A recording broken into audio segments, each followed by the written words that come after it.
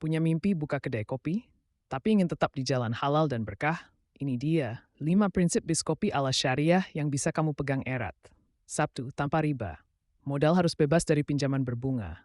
Cari investor syariah atau mulai kecil tapi halal. 2. Jujur dalam takaran. Jangan tipu takaran kopi, kualitas bahan, atau harga. Allah berfirman, celakalah orang yang curang dalam takaran dan timbangan. 3. Pelayanan berkah. Senyum, adab, dan ramah kepada pelanggan, semua termasuk akhlak bisnis Nabi. 4. Hindari produk haram. Pastikan semua bahan halal, bahkan untuk menu non-kopi seperti sirup atau topping. 5. Niatkan untuk ibadah bisnismu bukan cuma cari cuan, tapi juga jadi ladang pahala, sedekah, dan dakwah. Buka kedai kopi itu biasa, tapi buka kedai kopi syariah itu luar biasa. Bukan sekadar usaha, tapi jalan menuju surga.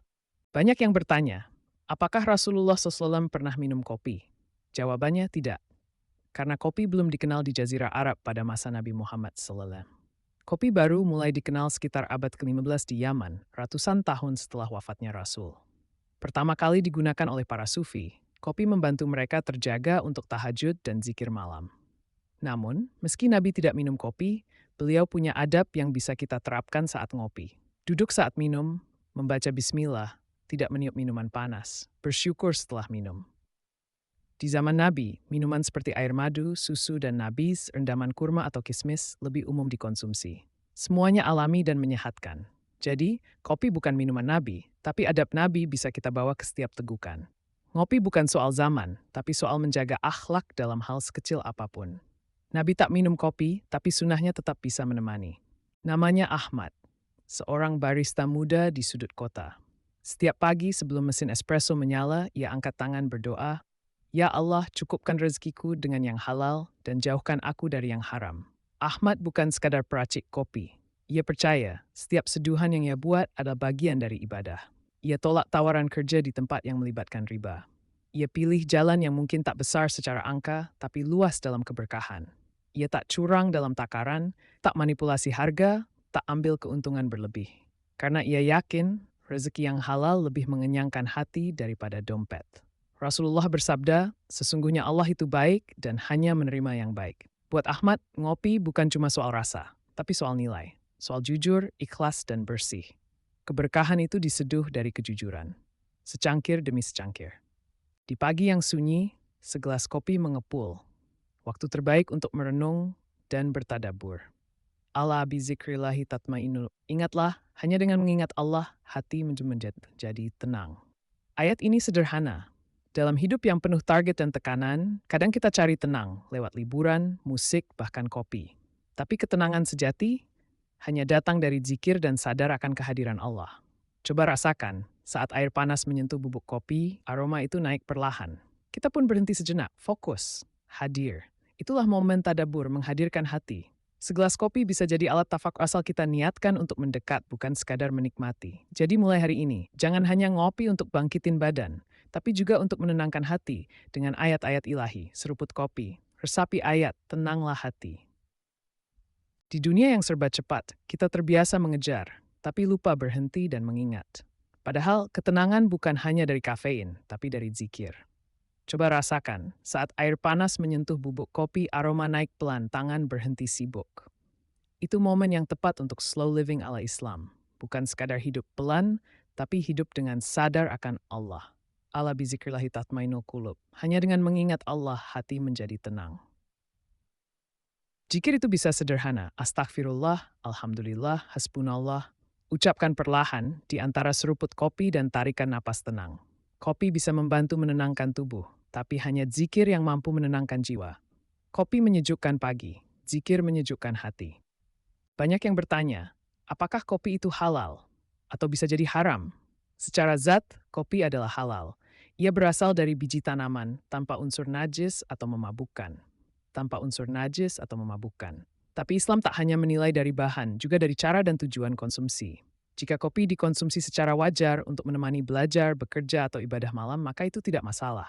Bahkan bisa menjadi sarana produktif dan ibadah. Namun, kalau dikonsumsi berlebihan hingga menimbulkan madarat, seperti kecanduan, insomnia parah, atau mengganggu kewajiban, maka masuk kategori makruh, bahkan bisa haram.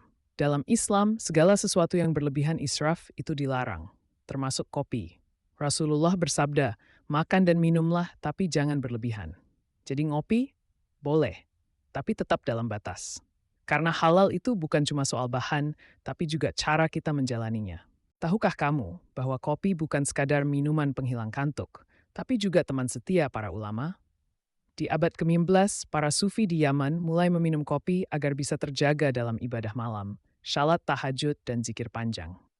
Minuman ini membantu mereka tetap fokus dalam mencari cahaya ilahi di tengah gelapnya malam.